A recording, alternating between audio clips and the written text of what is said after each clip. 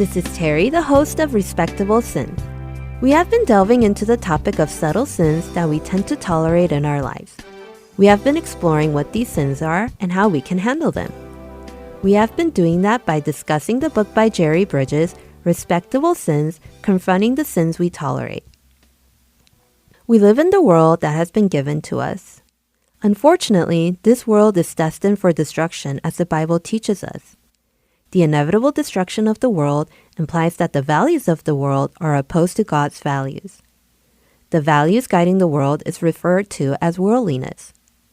While worldliness can encompass the values of a society at large, it can also refer to the general customs within a society. So, when someone says that person is worldly, it means that person lives according to how others around them live rather than living by their own standards. However, this statement may appear a bit confusing. If being worldly means following the customs and values espoused by the ordinary people in the world, then are all ordinary people worldly? If so, what about those who are not ordinary? Would they be the ones living noble lives over and above the worldly standards? Is such a distinction possible among the people in the world? In reality, despite appearances, aren't we all ultimately worldly? The only thing that can be distinguished from worldliness is in fact the kingdom of God, which does not belong to this world. Jerry Bridges, in his book on Respectable Sins, points out one of the sins easily tolerated in life in this worldliness. He defines worldliness as attachment, captivation, and immersion in the things belonging to this world, accepting the values, customs, and practices of unbelievers around us. Jerry reminds us that there are sins the Bible clearly points out as sins, such as adultery, idolatry, and greed. We already know what they are. The problem lies in subtle sins we often do not consider as significant sin. One of them is worldliness. Worldliness involves accepting commonly accepted attitudes without examining whether they align with biblical values. Jerry addresses these issues in three specific areas: money, immorality, and idolatry.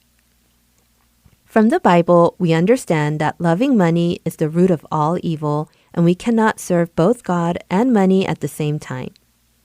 Therefore, among Christians, there should not be many who would blatantly pursue money in a worldly manner. To Christians, such behavior would immediately be recognized as love for money. Instead, according to Jerry Bridges, the worldly attitude toward money among Christians could be observed in how we approached our finances. Jerry utilizes historical data from churches in the United States.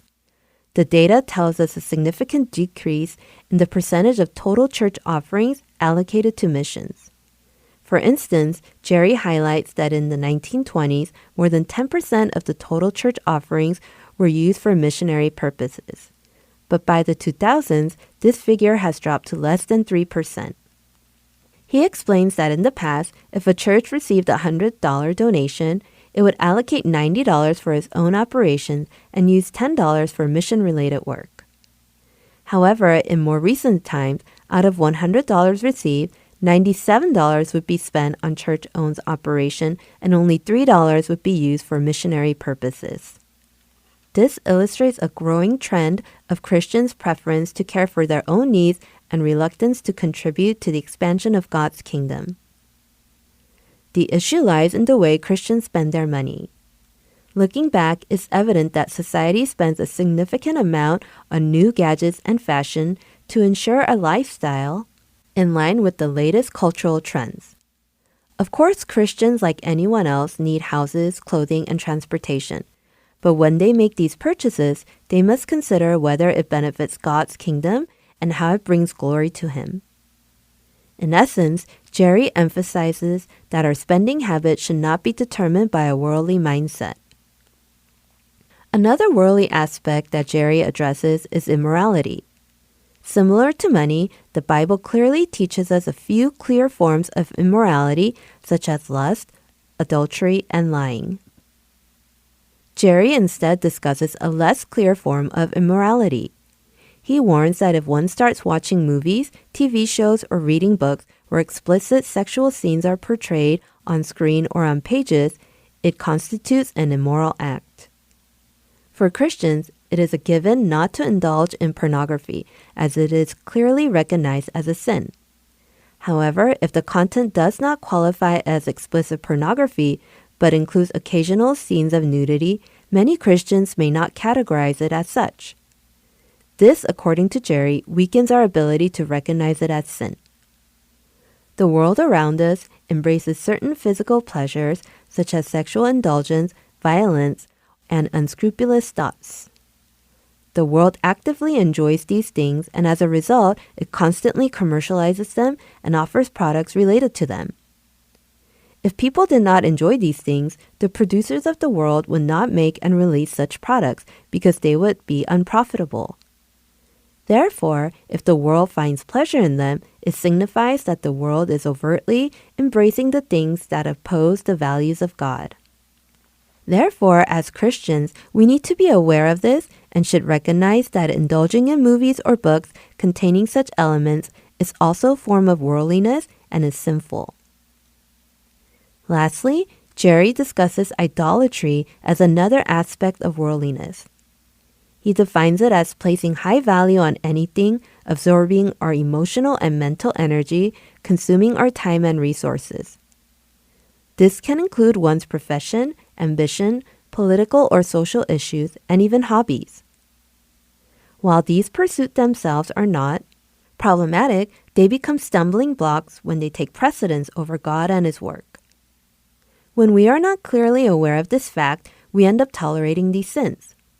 Still, one might question, what's wrong with enjoying sports? What's the harm in pursuing my hobbies? What's sinful about being dedicated to my job? These questions seem relevant because the world accepts these things as natural and enjoyable, and since we live within that context, we also come to adopt those values. Often we say, faith separately, live separately. We live a life where we follow the teachings of the Bible on Sundays, but on weekdays, we live according to the ways of the world. As a result, we live a double life, separating our faith and our daily existence. Jerry offers the testimony of a car salesman who confessed, "Before becoming a Christian, I was someone trying to sell cars. However, after becoming a Christian, I no longer try to sell cars, but to try to assist people wanting to buy cars." Becoming a Christian means that motivation and purpose of our lives have changed from worldly pursuits to embracing the holy values of God's kingdom. We need to reflect on where the motivation and purpose of our lives truly lie. Jerry warns us that even though we live in the world and are often surrounded by worldly values, we must be cautious not to let these things drive our life. This concludes today's session from Respectable Sins.